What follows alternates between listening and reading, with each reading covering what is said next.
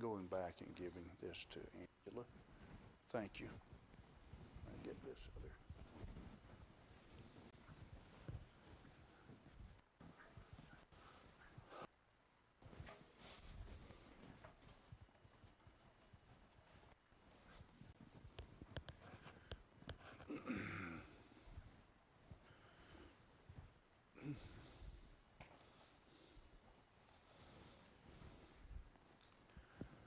Well, our number is down considerably tonight, but we've had several sick.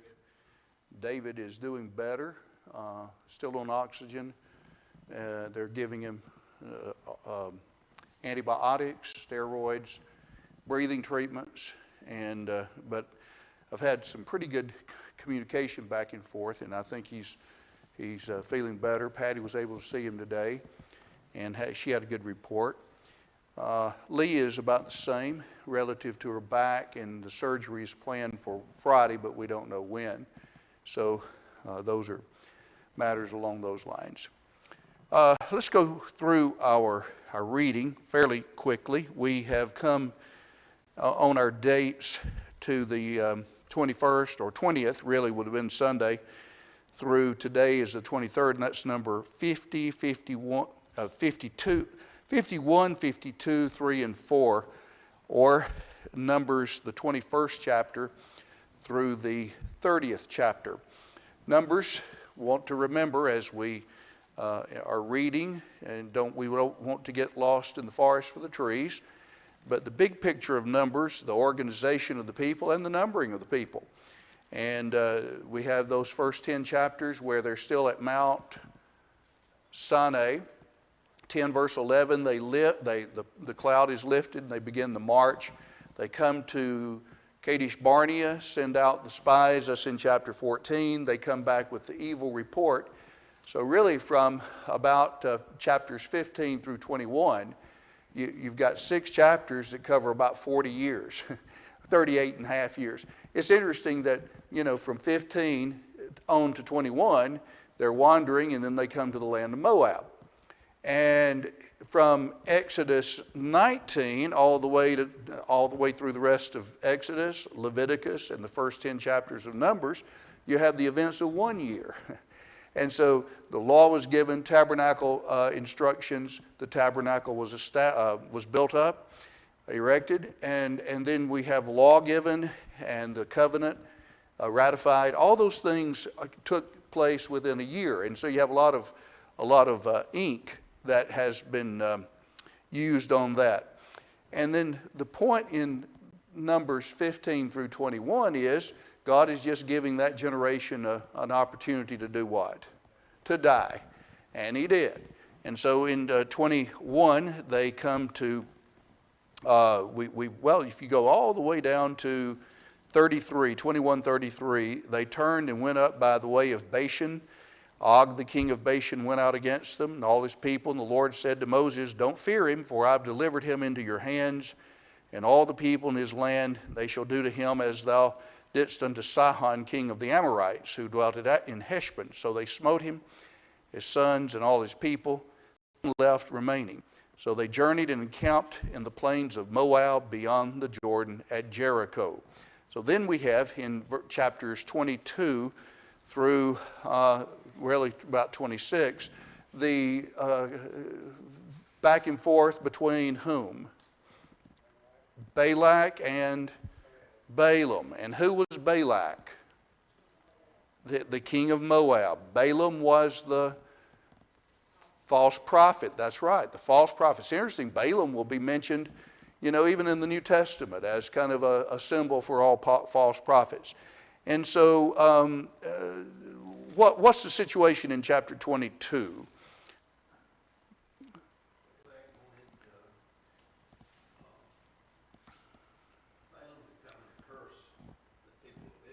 Right.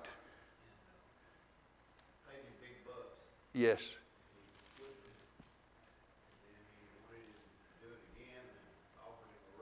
Right.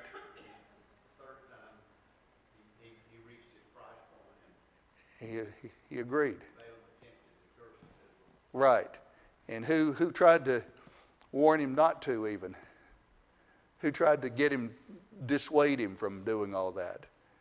Or I say who, what, I should say. The donkey. Yeah, the donkey did that. And that's mentioned in 2 Peter 2. You know, a dumb ass spake with a man's voice and still the madness of the prophet. and so you've got even God continuing to warn. Well, then he comes in 23, and we have his first prophecy. And does he curse Israel? No. What does he do? He blesses them. And then a second prophecy in chapter 23. In chapter 24, the third and fourth prophecies. And there are some messianic references seemingly in chapter 24. You look down in verse 17, probably a double reference here. I see him, but not now. I behold him, but not nigh. There shall come forth a star out of Jacob, and a scepter shall rise out of Israel, and shall smite through the corners of Moab, and break down all the sons of tumult. Likely speaking of David there. In chapter 25, we have an occasion where what happens? The people of Israel are encouraged or influenced to do what? Commit fornication, yes, which was common among the pagans, just like it is common among all Gentiles. The one thing common among the idolaters is that the morality seeks the lowest basis that there can be. Whatever feels good, do it. If it's drinking, gives you a buzz, then we worship the god of the vine. If it's pleasure, sexual pleasure, we worship Aphrodite. They're just all kinds of, whatever feels good, that's the basis of idolatry among people who reject God. And so in chapter 25, pick up the reading just briefly. In verse 3, Israel joined himself to Baal Peor, and the anger of the Lord was kindled. Verse 6, one of the children of Israel came and brought unto his brethren a Midianitish woman in the sight of Moses, and Phinehas, verse 7, son of Eleazar, son of Aaron, saw it, rose up in the midst, and took a spear, went after the man of Israel into the pavilion, thrust both of them through, the man of Israel and the woman through her body. So the plague was stayed from the children of Israel, and those that died by the plague were 24,000. So as a result of that, Phinehas was honored by God. In chapter 26, what happens? People are what? It's the second census, And in the second numbering, there are a total of 600 and how many thousand? Good, Sandra. 601,730. In chapter 27, Moses is warned that what's going to happen to him? He's going to do what? He's going to die, yes. And we won't find his death until after he gives the speeches that are recorded in Deuteronomy. The 28th chapter, we come back to various laws given for the sacrifices, the daily offerings in the first 8 verses, and then the binding nature of vows. And then we have the Feast of Unleavened Bread in 16 through 25. And then in chapter 29, the offerings on the 7th month. You'll notice that's in verse 1. And the 7th month, we just finished studying about that in Nehemiah, didn't we? It was known as the Feast of the Feast of Trumpets, rather, to start the month. Then the Feast of, or the day of, on the 10th day, the Day of Atonement. And then a little later, the 15th day, the Feast of Tabernacles. And it ended up being an 8-day feast. But anyway, it's dealt with here in chapter 29. And then the last one in chapter 30, there are again some laws relative to vows. And then the vow of one who's married to a husband, one who's a widow, and special laws were given relative to those. In 31, that's really in our reading for tomorrow. The Midianites are taken care of, and the spoil is divided. So we're just about to the end. We don't have much more reading, just a few more chapters in Numbers. But we just remember the big pictures and then keep reading, and that does us a lot of good. Comment or question? Anybody? Angela, anything? Anyone? Okay. All right. Well, let's go back and to our readings, or Nehemiah, and we have come to what chapter, guys? Where are we? 13. That's right. We've come to chapter 13. And let's see here. What's happened here? Somehow this has, there we go. Let me get this up. I guess I had a couple things off here. There we go. All right. Want to remember, in the return, let's go back and just kind of reestablish in our minds the most important dates. That first wave of captives were taken in 606 BC, the second in 597, and then the last was when Jerusalem was destroyed in 586 BC. Now there had been that prophecy in Jeremiah that they would be in captivity for how many years? 70. Well, if you take 606 as the first time minus 70, you come all the way down to 536. So there's a change between the Babylonians and the Persians. And then Cyrus allows the Jews to return. The time is about 536. It's under Zerubbabel. And Jeshua is the priest at the time. So 536, 535. They immediately start on the temple. And what happens? They stop. And then so we have the prophets, Haggai and Zechariah, that talk about the temple. And so they pick back up about 520, and then they finish at about 516 BC. Then time passes, and then we have the Mordecai and Haman and the story of Esther, and how the Persians, at the behest of Haman, would just about have wiped out the Jews except for God's providence through the story of Esther. And then we come on down to about 445 BC, and that's when Nehemiah comes onto the scene. He returns. Some come with him, not that many. We don't know exactly how many came with him, but he comes back, and so he sees what's been happening, and so the first 7 chapters deal with the reconstruction of the wall. 445 to 444 is usually about the time element there. And then the wall is constructed, or the walls, and it takes how many days? 52 days. And they finished it in the 6th month of their year. That's in chapter 6. And then they're all happy, they're rejoicing. Then when we get to chapter 8, what happens is they're happy. God's been with them. The walls have been completed. And so they have in chapter 8, the reading of the law. And they become very conscious of their sins, and they're unhappy about it. But it was the 7th month, and it was the Feast of Tabernacles, and you need to rejoice. And so there was the carrying out of the Feast of Tabernacles. And that's chapter 8. Chapter 9, we have what? The confession of sin, and the lengthy prayer led by the Levites, which follows up in chapter 10 with a renewal of a covenant, especially in areas that they had what? Kept or failed to keep? Failed to keep, that's right. So that's in chapter 10. Then in 11, the people bound by their vows are listed, and other reforms, the genealogies of residents. In chapter 11, those who were more contemporaries with Nehemiah. In chapter 12, names that go back, the priests, Levites, and then the dedication of the wall that actually went back to the time of Ezra and came farther and ahead, even into the time of Alexander the Great. The dedication of the walls we talked about Sunday morning.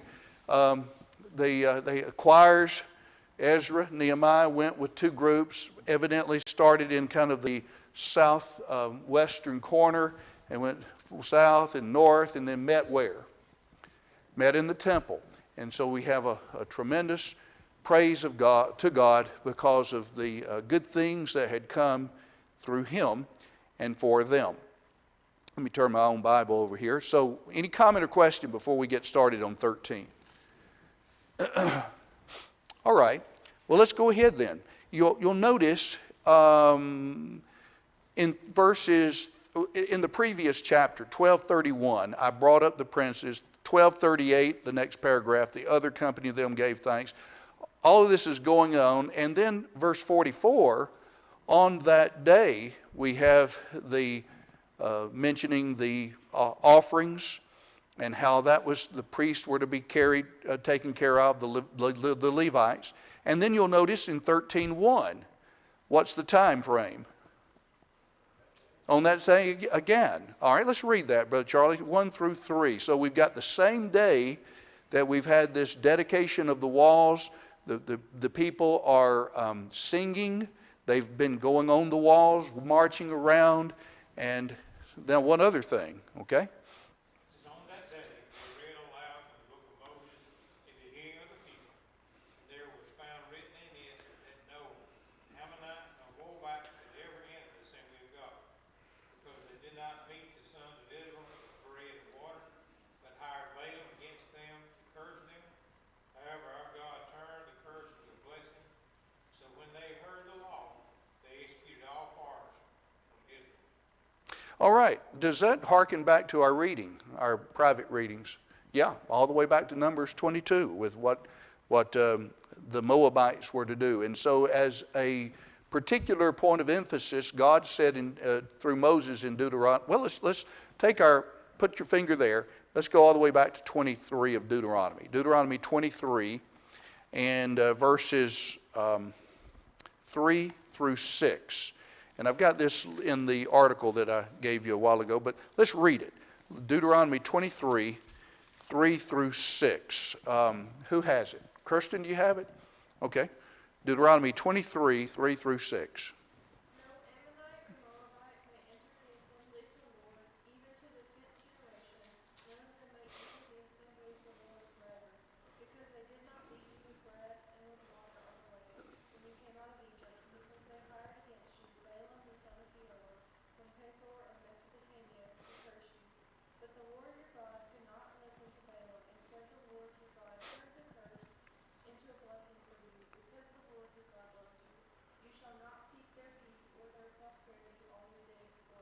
Okay, that verse 5 summarizes what we had in our readings that we reviewed briefly tonight.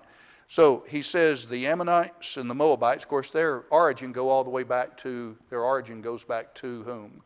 Lot and his two daughters.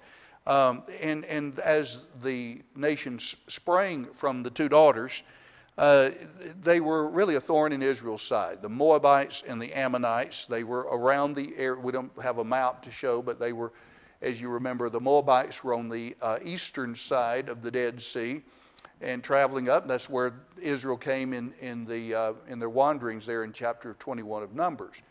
The Ammonites were somewhat southward from that, but all of them were, they were enemies. They were pagans. Though they had a common ancestor in Lot, they had become pagan idolaters.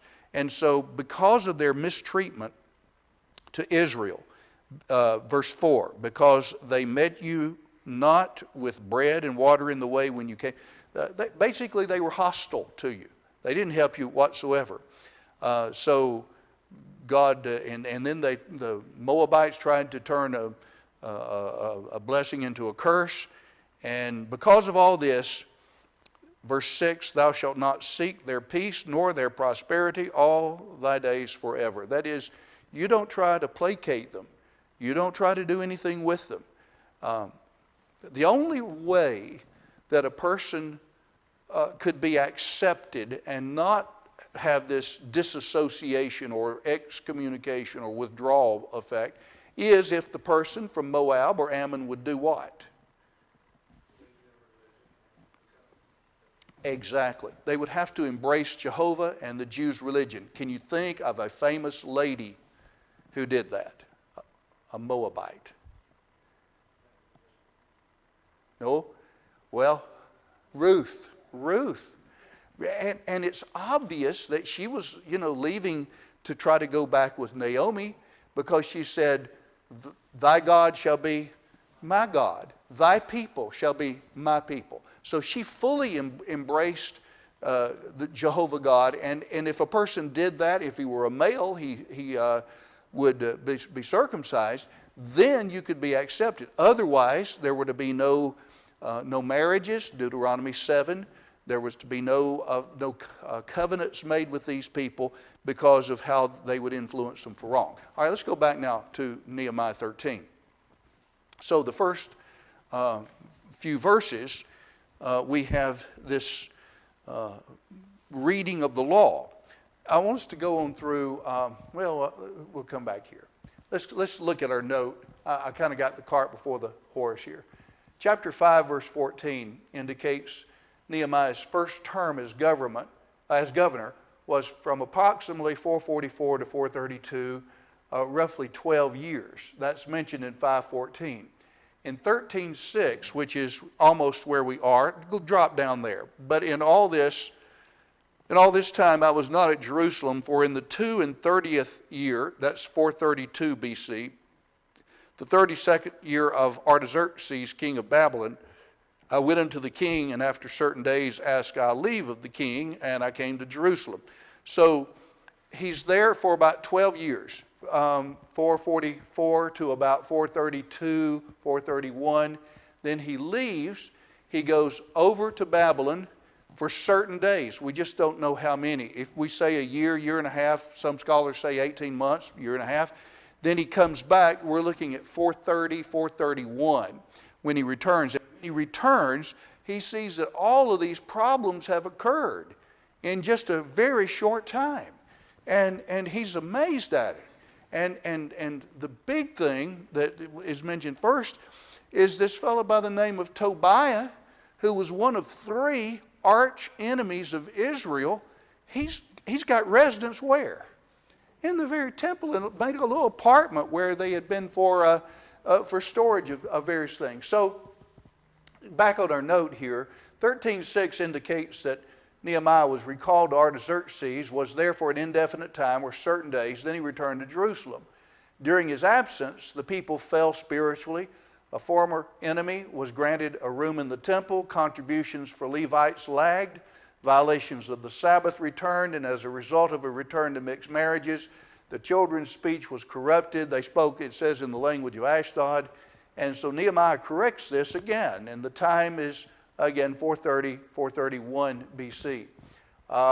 Foreigners are expelled. We just read about that. Then Tobiah is driven out. Let's go ahead and read this passage, and then we'll look at our note that we made on it. Robin, if you would, 4 through 9, please.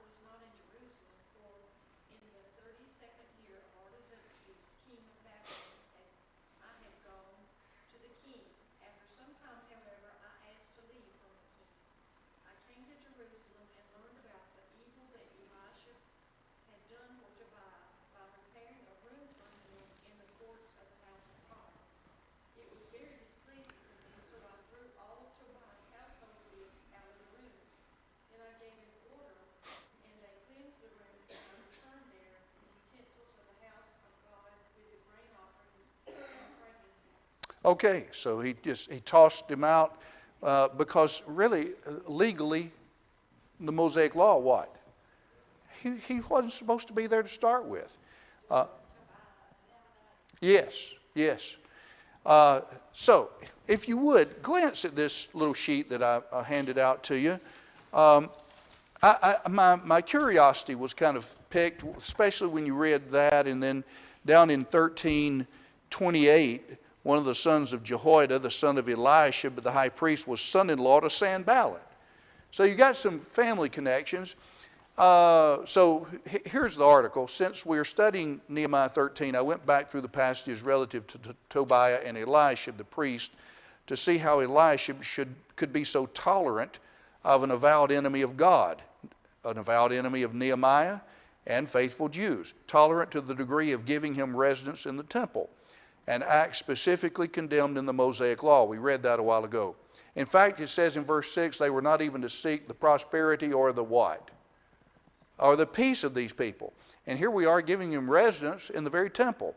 In fact, the law specified that they were not even to seek their peace. Let me mention that.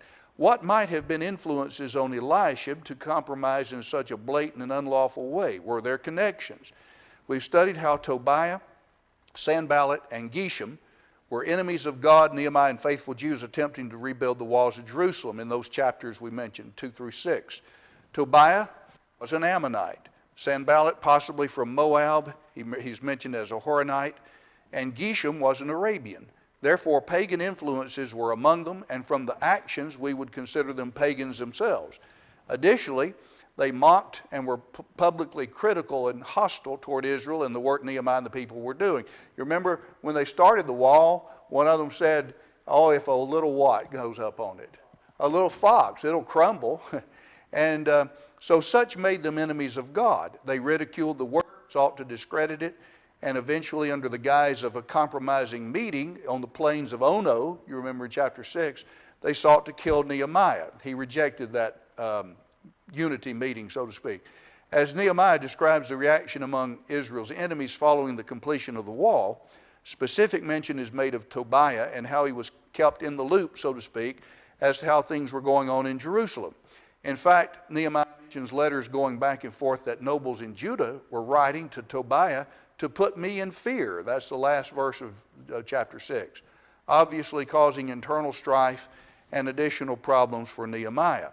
Evidently, those nobles were broad-minded so much that God's word relative to their association with pagans meant nothing. One might wonder, why was such deference given to Tobiah, an openly hostile enemy of God and his people? I think the short answer is that Tobiah had inside family connections as seen from 6:18. Let's go back, just turn your Bibles back and let's read just that passage. It's interesting that it's inserted here. You might think, well, wonder why this little information is given at the end of chapter 6. For there were many in Judah sworn unto him, that is Tobiah, because he was the son-in-law of Shechaniah, the son of Arah, and his son Jehohanan had taken the daughter of Meshullam, the son of Berechiah, to wife. It's easy to kind of just skip over those names and then go to the next verse. Well, if you look at who these folks were, then the first, this is the third line on that paragraph, the first is Tobiah's connection to Shechaniah. Tobiah was Shechaniah's son-in-law. Shechaniah had been a returnee with Zerubbabel, according to Ezra 2, verse 5. So his history went back to the beginning of the return. Evidently, Shechaniah's daughter, could have been a granddaughter, given the time, wasn't too concerned about marrying the Ammonite, Tobiah, which was a violation of Deuteronomy 7. So you had his wife was a daughter of one of the one of the builders of the temple. Second, Tobiah's son Jehohanan had married a daughter of Meshullam. He had worked on the wall under Nehemiah. So Tobiah's wife, as well as his daughter-in-law, were both daughters of leaders in the return. Indeed, Tobiah had connections with men in high places or men considered leaders. So you got the intermarriages. What about Eliashib? To his credit, he and his brethren had helped Nehemiah in rebuilding the wall, chapter 3, verse 1. However, Eliashib had a grandson who married a daughter of Sanballat. Therefore, within the ranks of these Jewish leaders among the returnees, there were several marital connections between Tobiah's family and between Eliashib the priest and Tobiah's friend Sanballat. And It just made me think, can't you hear some say, oh, our dear Tobiah and Sanballat, they're just like family to us. Can't you hear them say something like that? And they're arch enemies of God's people. Even after Nehemiah's presence in Jerusalem for 12 years and much teaching on the part of Ezra, Nehemiah 13 shows how Elisha the priest allowed Tobiah to have residence around the temple, a clear violation of Deuteronomy 23, as well as a violation of common sense. On the next page, all of this indicates the powerful and evil influences or influence that marriages can have over extended families, even good families who have been taught God's Word. There's a great tendency to compromise, defend, protect, condone, overlook, and even extol the most vile and hostile people, that is, people hostile toward true religion and faithful disciples. All of that for the sake of keeping peace in families. 1 Corinthians 15:33 applies. Don't be deceived, which means it's possible. Even evil companionships corrupt good morals. That's exactly what happened with Elisha and others.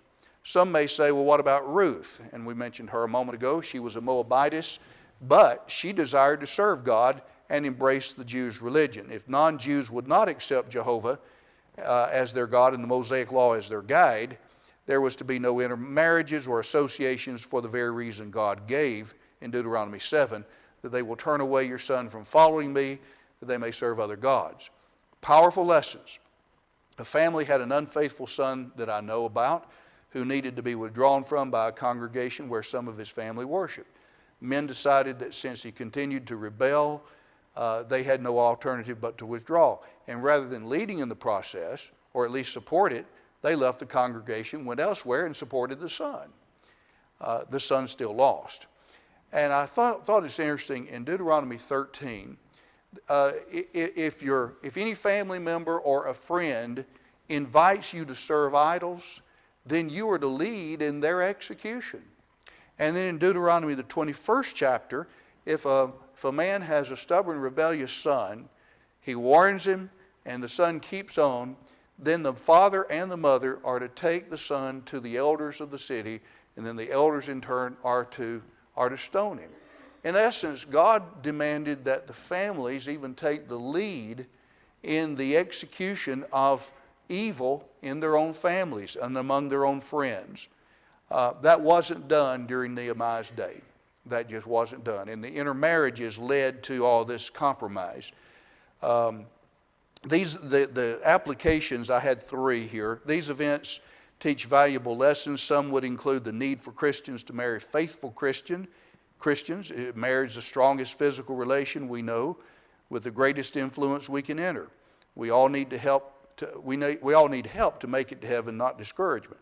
Second, when a family member turns for the Lord, rather than ignore it, we should be in the lead, warning and encouraging him or her to return. And all those passages would apply. Third is never think that this will not bother me. These were people who were right under the thumb of Ezra and Nehemiah. They had heard a lot of this law. They were even a part of the renewal of their covenant. And then they let it slip. And don't think it won't bother me. We can easily overestimate our own spiritual strength. And Paul said, you remember, let him that thinks he stands take heed lest he fall. These Jewish returnees had sacrificed to come back to Jerusalem. They left their homes in Babylon. They renewed their covenant with God. However, they sinned in these matters, so it's possible. We don't want to be deceived. And the last point, that certainly these matters that have been written were written for our learning. It really piqued my interest in all of this, and I thought there's got to be some connections. The Waldrons make the point that there were the intermarriages caused the problem, and I just wanted to flesh that out and hope that's helpful. All right, let's take any comment or question on any of this. Okay. People say, well, I just don't see how the Old Testament is relevant. Well, all we've been seeing shows the relevance of all of it. All right, back in Nehemiah now, in the 13th chapter. So here Tobiah has all these family connections, but Nehemiah returns. He sees that things have gone backwards since he left. And so he drives Tobiah out of the chamber. Look at verse 9 again of chapter 13. Then I commanded, and they cleansed the chambers, and thither brought I again the vessels of the house of God with the meal offerings and the frankincense. All right, that room that Tobiah was given as like a residence was actually supposed to be used for what? For storage, exactly right, for storage. And so it was not like, you couldn't say, well, that was an unnecessary room. They didn't need it, they were just being, not at all. They had a specific reason for that they were not using. Well, any comments or questions? Anybody? Okay, you remember a part of the renewal of the covenant involved the support for the Levites, because the tithes, remember the tithes were given to the Levites, and then a tithe of the tithe were given to who's a subset, so to speak, of the Levites? The singers, the priests primarily. And so you have the priest among the Levites. The Levite is the tribe, and the priests come from the special family of Aaron, you remember. But anyway, they had covenanted earlier, well, we're going to take care of all these. Well, look what happens, 10 through 14. Brother Farron, if you would read that, 10 through 14.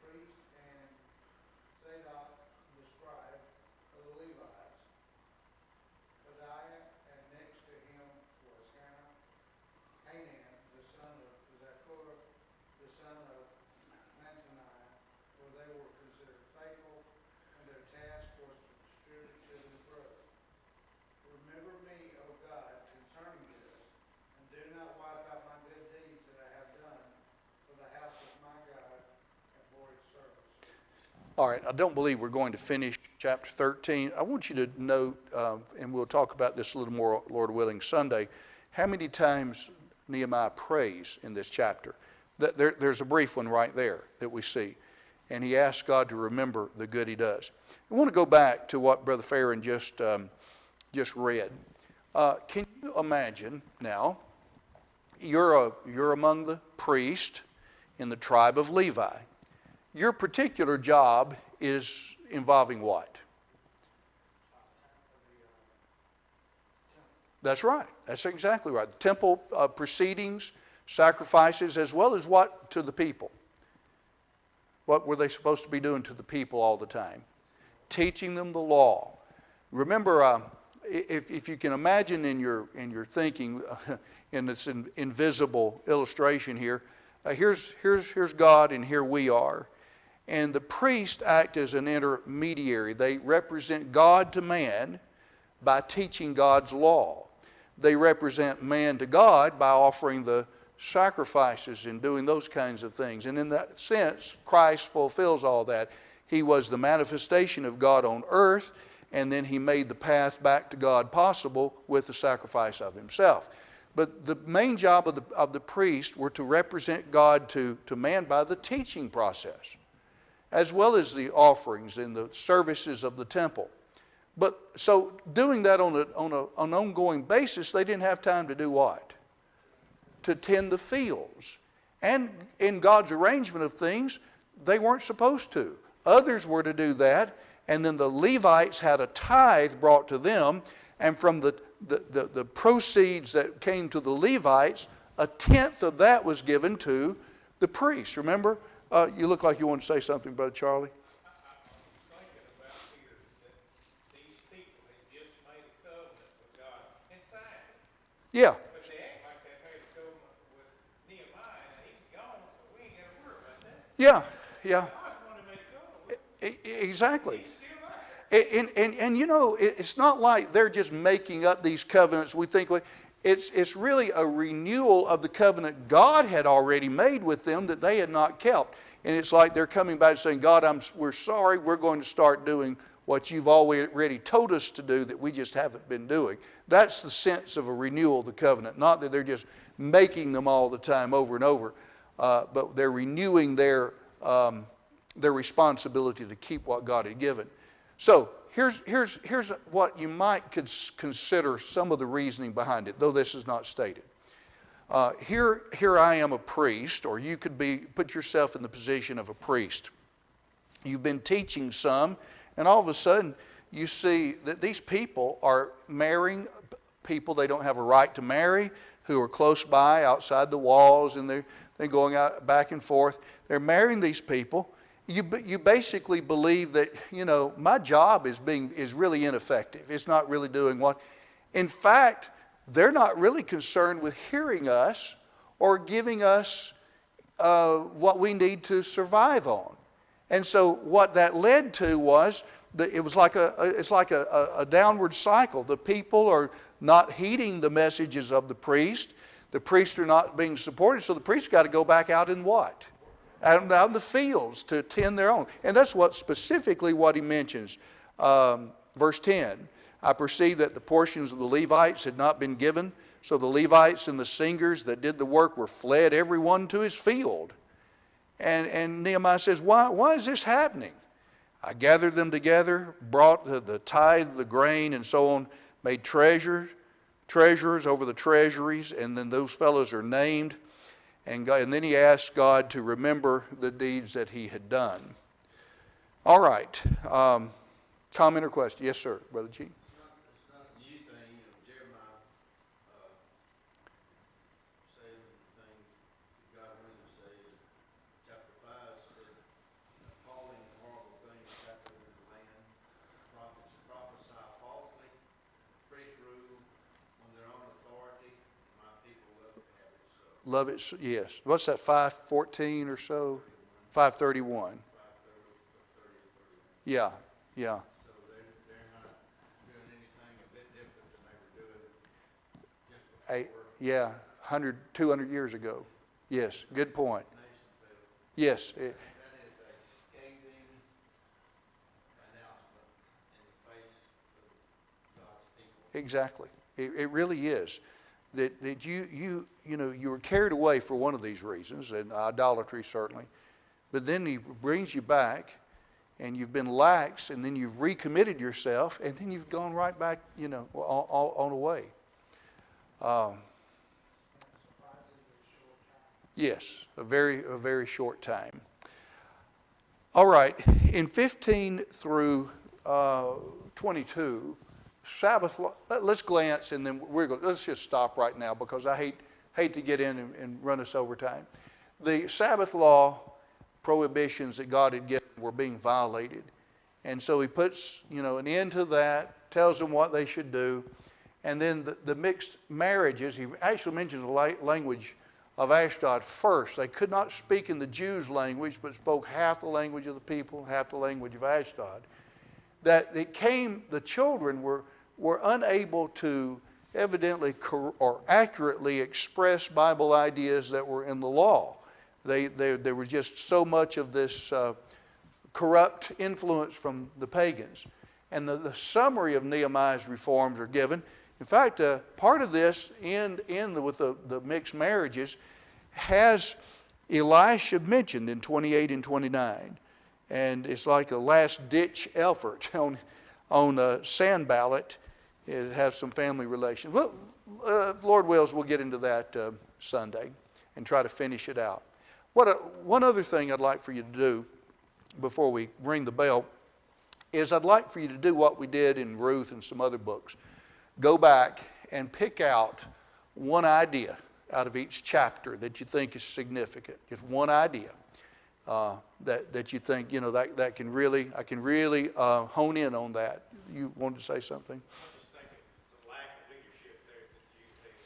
Yes. If it wasn't for God's chosen, like Ezra and Nehemiah, they would have had a chance to turn in. Exactly. As bad as it was, Nehemiah and Ezra stand, as it were, at the crossroads, kind of in the breach of bringing them back and at least keeping the seed alive, the seed promise alive.